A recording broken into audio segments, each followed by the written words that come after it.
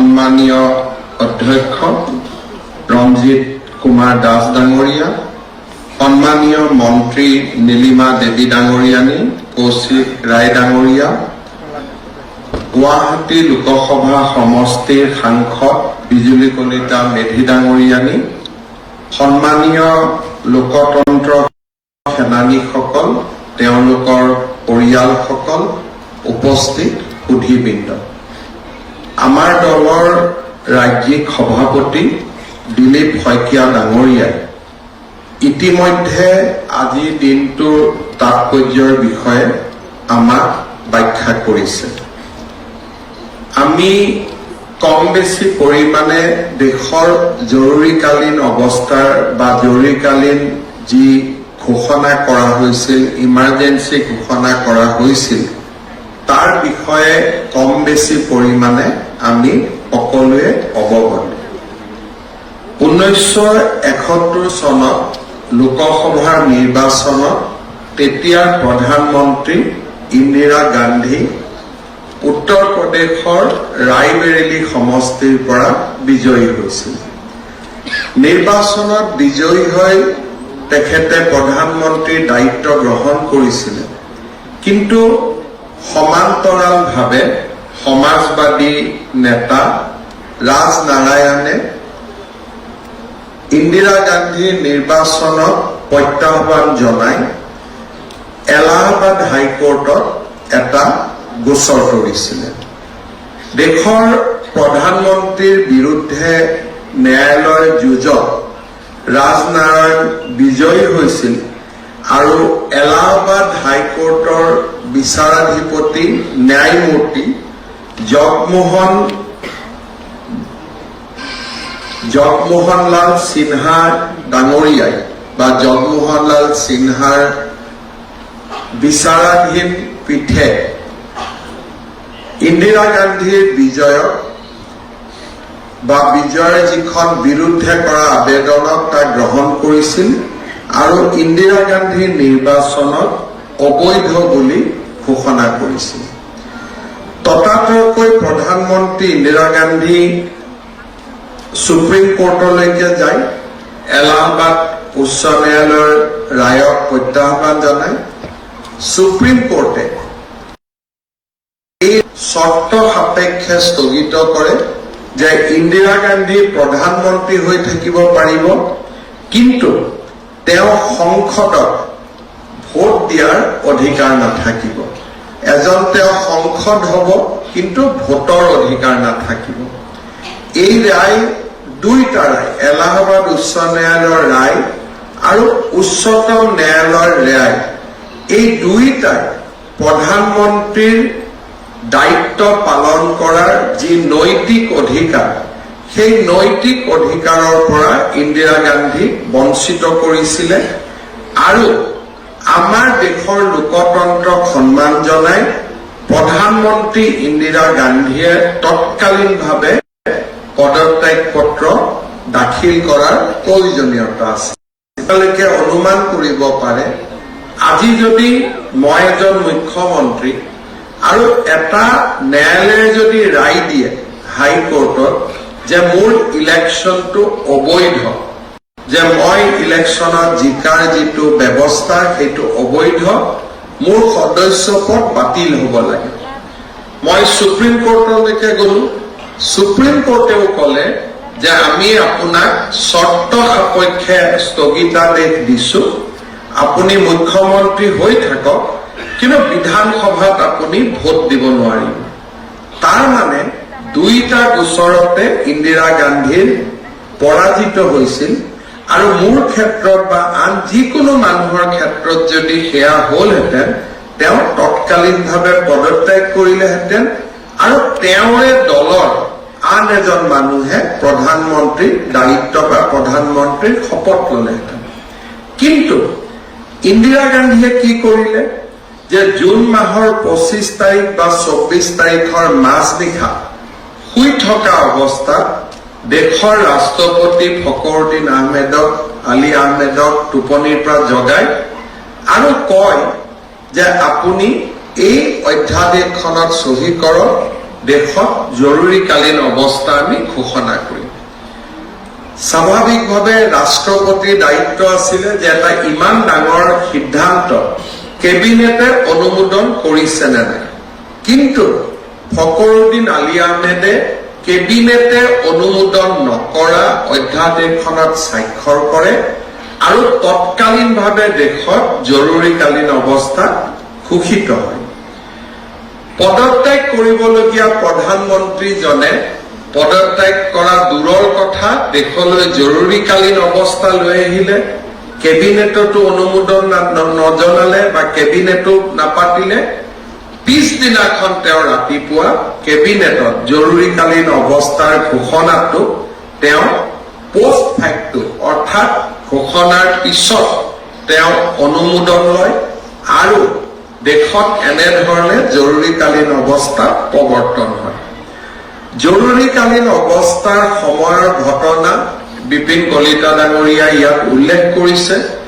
আজি এই ঘটনাৰাজিৰ ওপৰত বহুত গৱেষণা পত্ৰ ওলাইছে, হিষ্টৰিকেল আৰ্টিকল ওলাইছে, প্ৰবন্ধ ওলাইছে যে কেনেকে প্ৰেছ চেঞ্চৰশ্বিপৰ পৰা আৰম্ভ কৰি জয়প্ৰকাশ নাৰায়ণ, মোৰাৰজী দেশাই, অটল বিহাৰী বাজপেয়ী, বিজয়ৰাজে সিন্ধিয়া আৰু আজি আমাৰ অসমতো ৩৫১ জন লোকতন্ত্ৰ সেনানীৰ কথা আমি উল্লেখ কৰিছো, হাজাৰ হাজাৰ ব্যক্তিক কেনেকৈ কাৰাগাৰত নিক্ষেপ কৰা হৈছিল।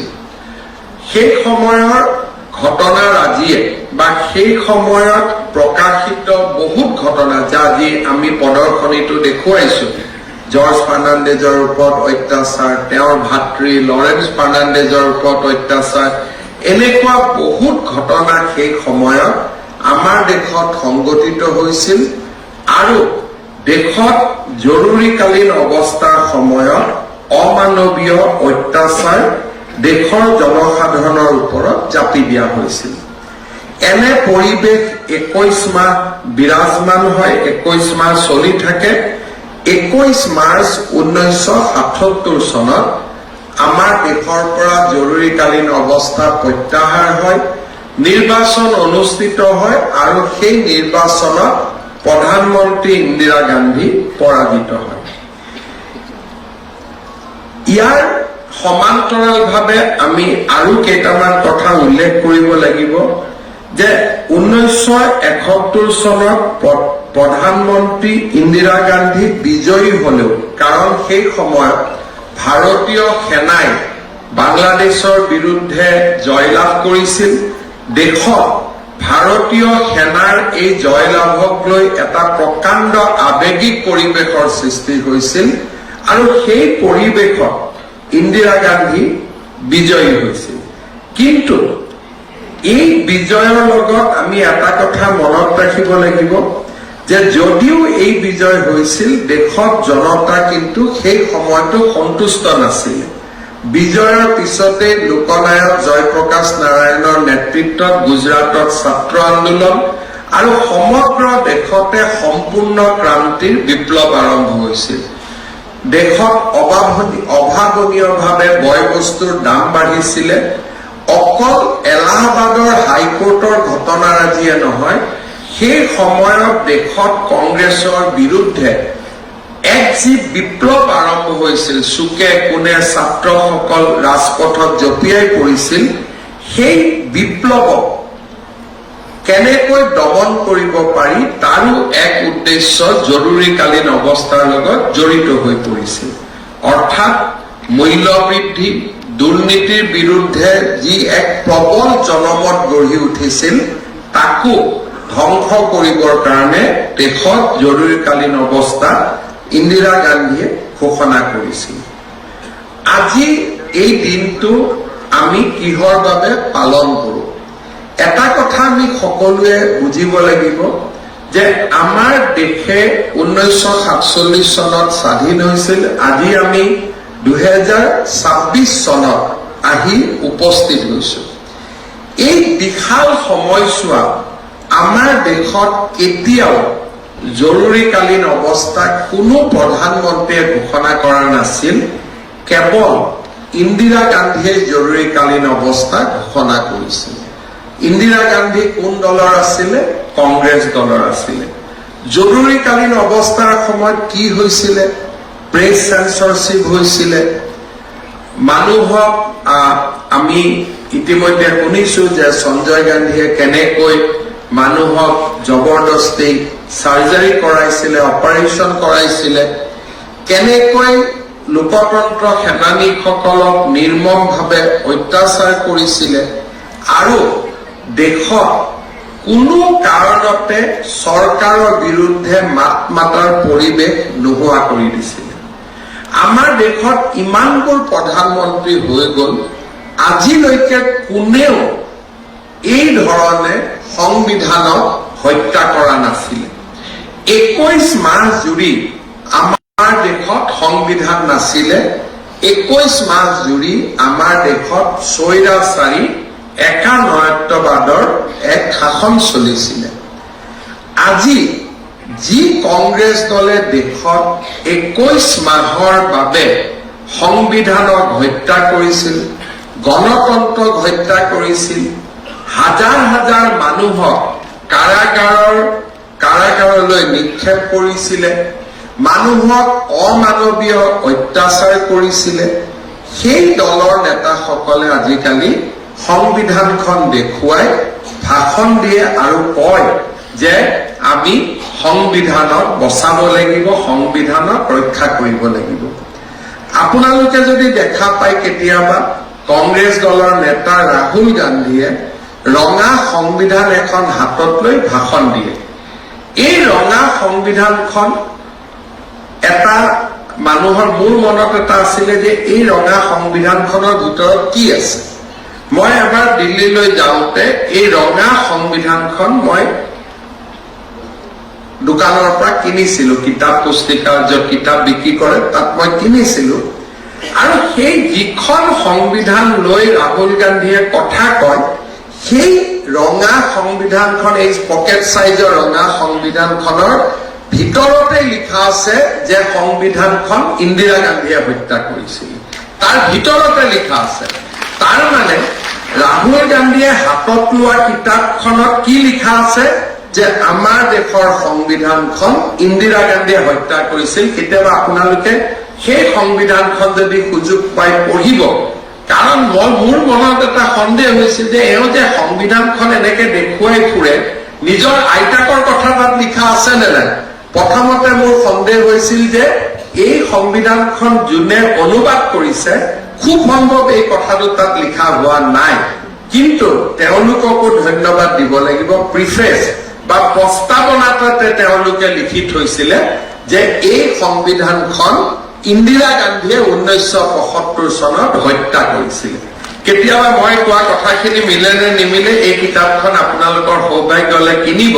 ৰঙা যিখন কিতাপ ৰাজীৱ গান্ধীয়ে দেখুৱাই থাকে। এই তাৰ মানে আপোনালোকে চিন্তা কৰক যে ৰাহুল গান্ধীয়ে হওক, কংগ্ৰেছ দলে হওক, তেওঁলোক কি পৰ্যায়ত যাব পাৰে। তেওঁলোকে কয় নৰেন্দ্ৰ মোদীয়ে সংবিধান হত্যা কৰিছে, কিন্তু এই নৰেন্দ্ৰ মোদীয়ে দেশত জৰুৰীকালীন অৱস্থাৰ সময়ত সংবিধান বচাবৰ কাৰণে আন্দোলন কৰিছিলে। তেওঁলোকে কৈছে যে বিজেপিয়ে সংবিধান হত্যা কৰিছে, কিন্তু বাবা চাহেব আম্বেদকাৰে লিখি থৈ যোৱা সংবিধানখন বচাবৰ কাৰণে বিজেপিৰ নেতাসকল জেললৈ গৈছিল। অটল বিহাৰী বাজপেয়ী, লাল কৃষ্ণ আদৱানী জেললৈ গৈছিল। আজিলৈকেতো কংগ্ৰেছৰ কোনো নেতা দেশৰ জৰুৰীকালীন অৱস্থাত সংবিধান বচাবৰ কাৰণেতো জেলত যোৱা নাছিল। আজি আমাৰ যি লোকতন্ত্ৰ সেনানীসকল ইয়াত উপস্থিত আছে, যিসকল জেলত গৈছিল, তেওঁলোকৰ সৰহ সংখ্যকেই হয় জনসংঘৰ লগত জড়িত, নহলে ৰাষ্ট্ৰীয় স্বয়ংসেৱক সংঘৰ লগত জড়িত। কাৰণ সেই সময়ত গণতন্ত্ৰ ৰক্ষাৰ বাবে কোনে মাত মাতিছিল? ৰাষ্ট্ৰীয় স্বয়ংসেৱক সংঘ, জনসংঘ। তেতিয়া বিজেপি নাছিলে, বিজেপিয়ে জনসংঘ আছিলে। আৰু লোকনায়ক জয়প্ৰকাশ নাৰায়ণৰ নেতৃত্বত সমাজবাদী ধাৰাত বিশ্বাস কৰা বহুতো লোকে গণতন্ত্ৰক বচাবৰ কাৰণে ৰাজপথত নামিছিল। কিন্তু গণতন্ত্ৰক বচাবৰ কাৰণে সেই সময়ত কংগ্ৰেছৰ পৰা পদত্যাগ কৰি হেমৱতী নন্দন বহুগুণা হওক, চন্দ্ৰশেখৰ হওক, মোহন ধাৰিয়া হওক, তেওঁলোকে আন্দোলন কৰিছিল। কিন্তু কংগ্ৰেছৰ ভিতৰৰ পৰা কোনেও জৰুৰীকালীন অৱস্থাৰ বিৰুদ্ধে মাত মতা নাছিল। যিসকলে মাত মাতিছিল তেওঁলোকে কংগ্ৰেছৰ পৰা ওলাই আহিছিল, জগজীৱন ৰামকে আদি কৰি বিভিন্নজন নেতাই, আৰু পৰৱৰ্তী সময়ত তেওঁলোকে ইন্দিৰা গান্ধীক সমালোচনা কৰিছিল। আজিৰ যুৱ প্ৰজন্মই দেশৰ ইতিহাস জনাৰ খুব প্ৰয়োজন। নহলে কেতিয়াবা এই নেতাসকলে, যিসকলে নিজে সংবিধান হত্যা কৰিছিল, তেওঁলোকে একেটা কথাকে কৈ কৈ কৈ মানুহৰ মনত এনেকুৱা এটা পৰিৱেশ সৃষ্টি কৰিব পাৰে যে নহয়, কংগ্ৰেছে সংবিধান হত্যা কৰা নাছিল, বিজেপিহে সংবিধান হত্যা কৰিছিলে।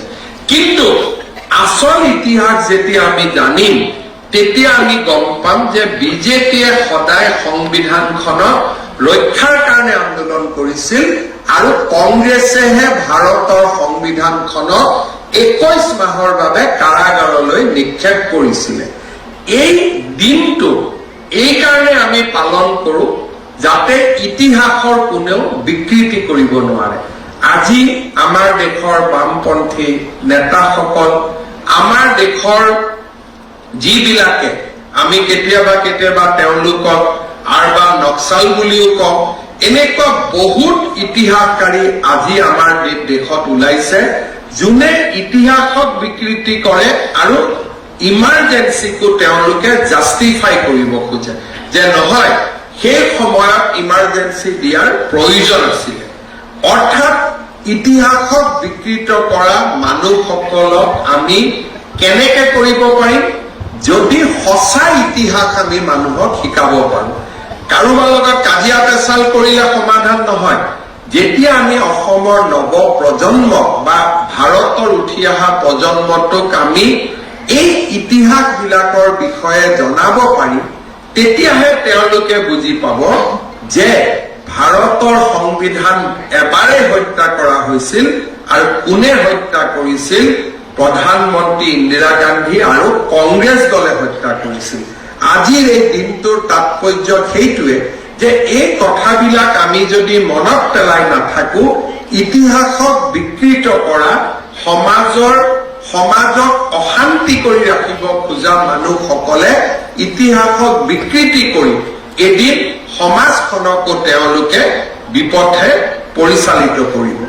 তাৰ কাৰণে আমি সাৱধান থকা প্ৰয়োজন, আৰু আজিৰ দিনটোৱে সোঁৱৰাই দিয়ে যে আমাৰ সংবিধানখনক ৰক্ষা কৰিবৰ কাৰণে আমি সদায়ে সচেষ্ট হৈ থাকিব লাগিব।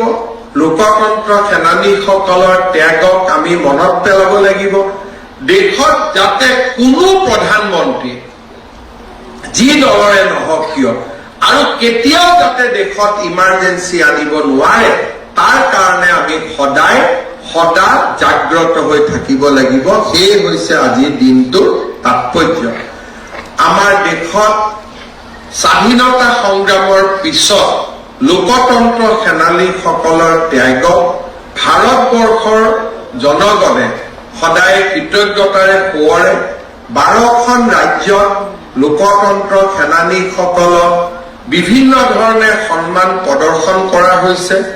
অসমতো আমি আমাৰ বিগত চৰকাৰৰ দিনত লোকতন্ত্ৰ সেনানীসকলক সামান্য পেঞ্চনৰ ধনেৰে আমি সন্মান জনোৱাৰ ব্যৱস্থা কৰিছিলো। ধনটো ডাঙৰ কথা নহয়, স্বীকৃতিটো আৰু সন্মানটোৱে হৈছে ডাঙৰ কথা।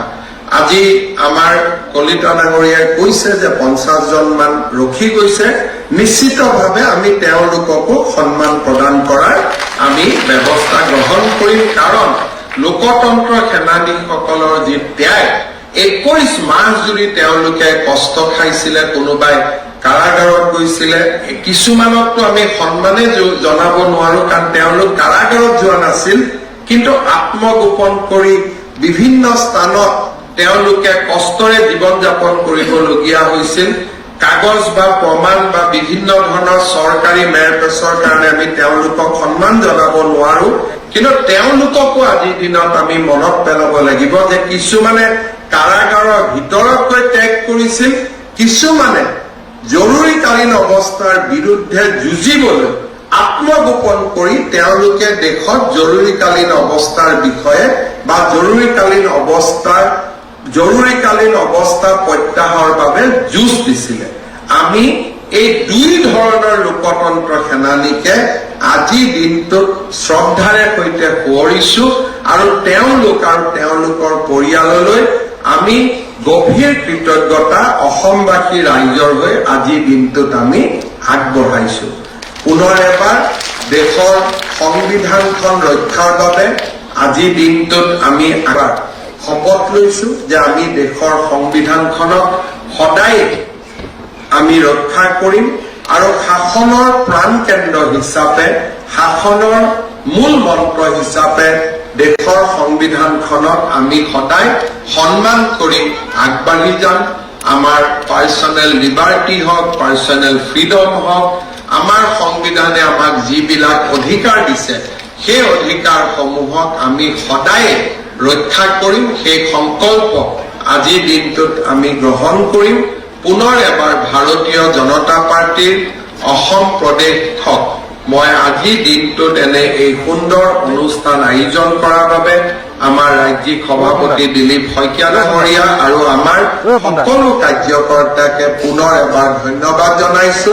আৰু আজিৰ সভালৈ এই সুন্দৰ দিনটোত যিটো দিনত সংবিধান ৰক্ষাৰ আমি শপত লওঁ সেই দিনটোত উপস্থিত সকলোকে মোৰ ফালৰ পৰা আকৌ এবাৰ ধন্যবাদ আৰু কৃতজ্ঞতা জনাই মই মোৰ বক্তব্যৰ সামৰণি মাৰিছো। ধন্যবাদ। জয় হিন্দ, বন্দে মাতৰম, ভাৰত মাতা কি জয়।